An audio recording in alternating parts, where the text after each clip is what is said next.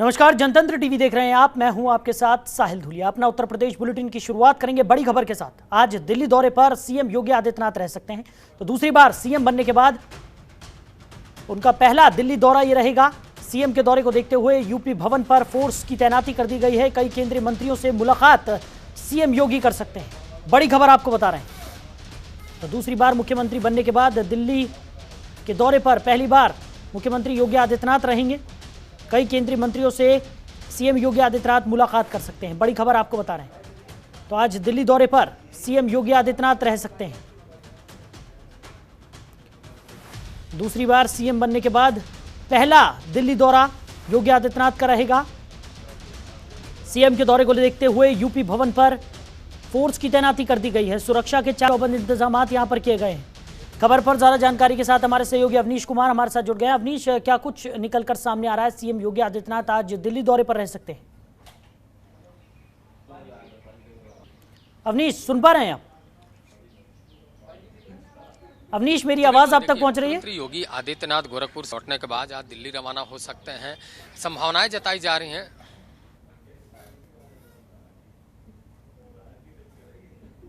देखिए, गोरखपुर से लौटने के बाद मुख्यमंत्री योगी आदित्यनाथ दिल्ली रवाना हो सकते हैं और दिल्ली में कई केंद्रीय मंत्रियों से उनकी मुलाकात हो सकती है। जो तैनाती है वो कर दी गई है, सुरक्षा बढ़ा दी कर माना जा रहा है ये दौरा काफी अहम हो सकता है, क्योंकि मई में उत्तर प्रदेश सरकार का बजट भी आना है। ऐसे में इस बजट में केंद्र सरकार और राज्य सरकार दोनों की झलक देखने को मिलेगी।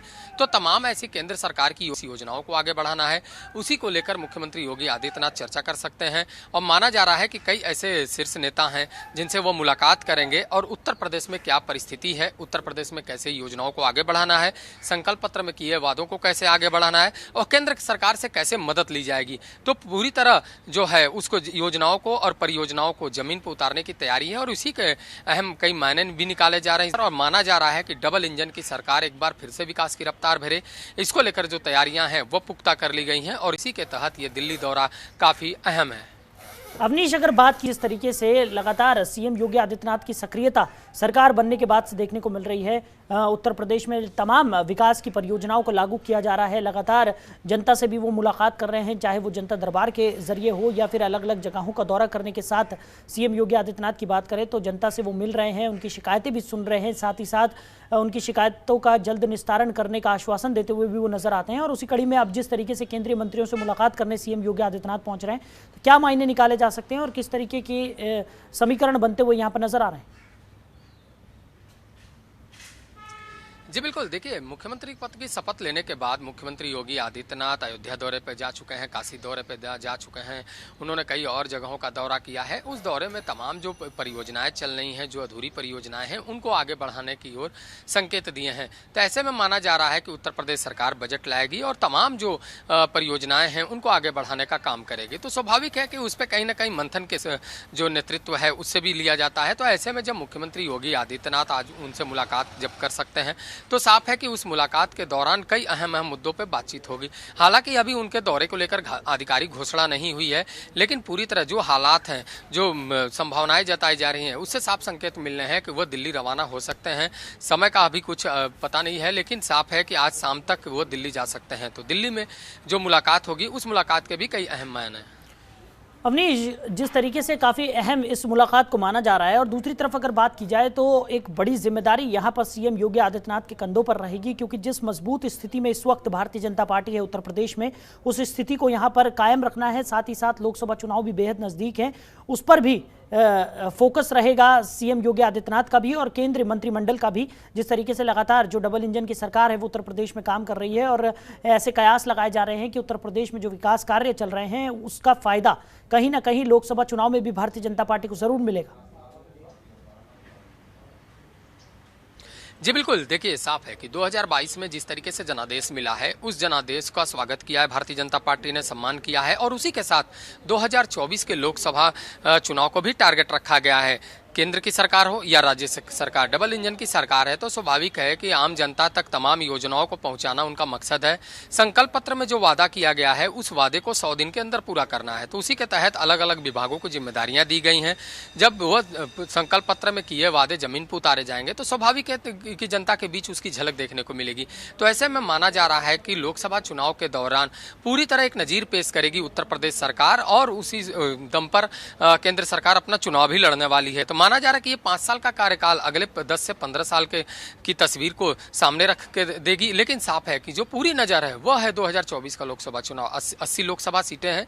80 लोकसभा सीटों में से ज्यादा जो सीटें लाता है उसके लिए दिल्ली की राह आसान होती है। अगर बात करें 2014 के लोकसभा चुनाव की, तब भी भारतीय जनता पार्टी को बड़ी सफलता उत्तर प्रदेश में मिली थी। अगर 19 की बात करें तो 19 में उत्तर प्रदेश में सरकार भी थी भारतीय जनता पार्टी की। 19 में लोकसभा का चुनाव हुआ, उसमें भी बड़ी सफलता हाथ लगी, जबकि उत्तर प्रदेश में समाजवादी पार्टी और बहुजन समाज पार्टी का गठबंधन भी हुआ था। उसके बावजूद बड़ा जनादेश भारतीय जनता पार्टी के ही खाते में गया था। तो ऐसे में 2022 का लोकसभा चुनाव हुआ, तब माफ करिएगा विधानसभा चुनाव हुआ, तब तमाम जो अटकलें लगाई जा रही हैं कि यहाँ पे विपक्षी दल जो है वह हावी हो सकता है। लेकिन जिस तरीके से जनादेश मिला कहीं ना कहीं वो चौंकाने वाला है और पूरी तरह ये जनादेश ये साबित करता है कि जो भारतीय जनता पार्टी की नीतियां रही हैं, जो योगी सरकार की नीतियां रही हैं, उस नीतियों का लोग सहमत हैं और उसी का उन्होंने स्वागत किया है। तो ऐसे में माना जा रहा है कि 2024 का जो लोकसभा चुनाव होगा उसके भी अहम मायने होंगे और उसी के तहत जो है उत्तर प्रदेश सरकार अब काम करेगी। तो 2 साल का वक्त है, तो 2 साल के वक्त में वह एक नजीर पेश करेगी और इसी नजीर को पेश करने के लिए केंद्र सरकार और राज्य सरकार दोनों मिलकर काम करें और खासतौर पर प्रधानमंत्री नरेंद्र मोदी और मुख्यमंत्री योगी आदित्यनाथ की जोड़ी जो है कहीं ना कहीं इस बात को लाएगी कि किसी भी तरीके से उत्तर प्रदेश जो है विकास की रफ्तार में काफी आगे निकल चुका है और जो मकसद है कि देश में सबसे बड़ी अर्थव्यवस्था बनना, देश में सबसे नंबर 1 पर राज्य बनना, हर तरीके से नंबर 1 बनने की एक चाहत है और उसी की दिशा में मुख्यमंत्री योगी आदित्यनाथ बढ़ते हुए दिखाई दे रहे हैं। अवनीश, एक और अहम सवाल यहाँ पर कि जिस तरीके से अधिकारियों को भी जरूरी दिशा निर्देश यहाँ पर सीएम योगी आदित्यनाथ की तरफ से दे दिए गए हैं और लगातार जिस तरीके के आरोप इससे पहले लगते रहे हैं कि अधिकारी लापरवाही बरतते हैं अपने काम में, एक संदेश यहाँ पर योगी आदित्यनाथ ने अधिकारियों को भी दिया है कि किसी भी तरह की लापरवाही को यहाँ पर बर्दाश्त नहीं किया जाएगा और बड़ी से बड़ी कार्रवाई करने से भी योगी सरकार जो है वो पीछे नहीं हटेगी। तो उससे भी कहीं ना कहीं जो विकास की रफ्तार है उसको गति मिलेगी। जी बिल्कुल, देखिए दूसरे कार्यकाल में ही मुख्यमंत्री योगी आदित्यनाथ ने अपनी तरफ से जब कैबिनेट की पहली मीटिंग ली थी तब उन्होंने साफ कहा था कि विभाग का जो भी प्रेजेंटेशन होगा वो मंत्री देंगे, अपर मुख्य सचिव, प्रमुख सचिव, ये दोनों जो है उनकी सहायता करेंगे, लेकिन अफसरों के साथ भी वो बैठक करेंगे और प्रेजेंटेशन देखेंगे।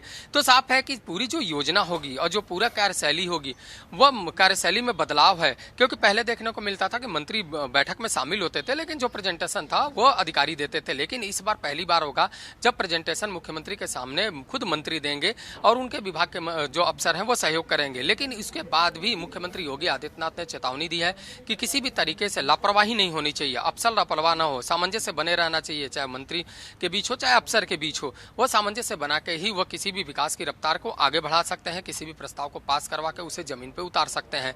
ऐसे में लापरवाही जरा सा भी बर्दाश्त नहीं होगी, क्योंकि देखा गया कि लापरवाह अफसर और भ्रष्टाचार वाले अफसर, इन दोनों पे कड़ी कार्रवाई योगी सरकार ने की है और पहले ही संकेत दे दिया कि अगर भ्रष्टाचार में कोई डूबा होगा या लापरवाह पाया जाएगा तो कहीं न कहीं उसके लिए कड़ी सजा का प्रावधान भी है। और उसी के तहत देखने को मिला कि कई जिलों के जिलाधिकारी भी हटाए गए, कई अफसरों पे कार्रवाई भी हुई है।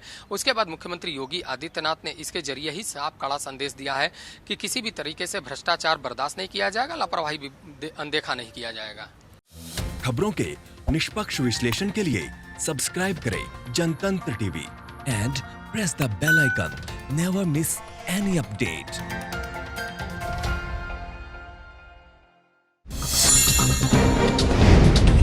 डाउनलोड कीजिए जनतंत्र टीवी ऐप को, जो कि अवेलेबल है गूगल प्ले और ऐप स्टोर पर।